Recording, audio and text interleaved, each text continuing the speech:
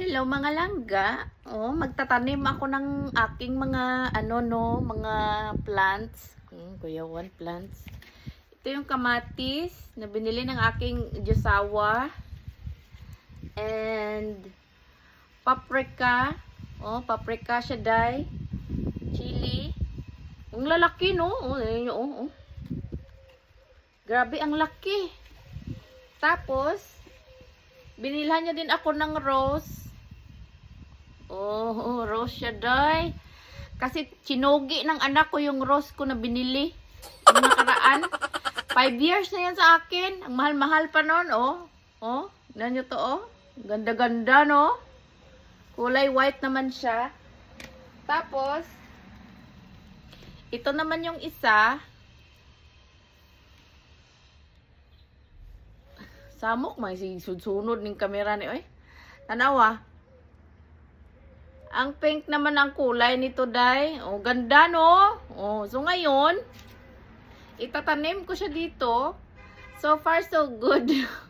Hindi pa ako naglinis talaga ng garden ko. Pero itanim ko muna to para mauna na silang magtubo. Magtubo. Taga, samahan niyo ako magtanim. Very, very pretty talaga to ba? Kuyawan.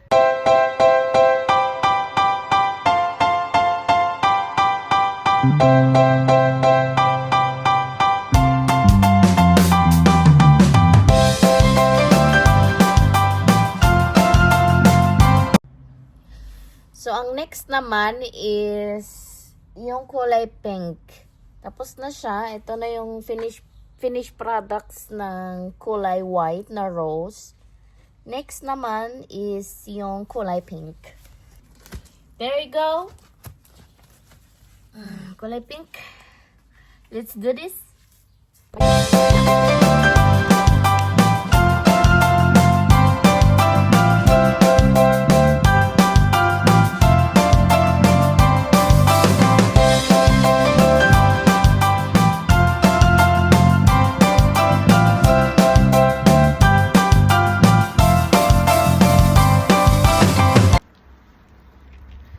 So, dito na naman ako sa paprika and tomato.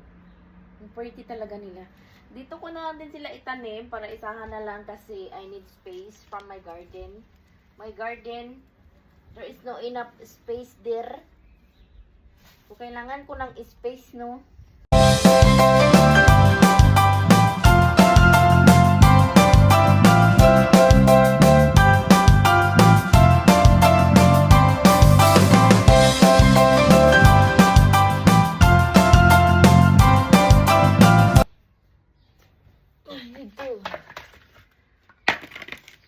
Make this empty.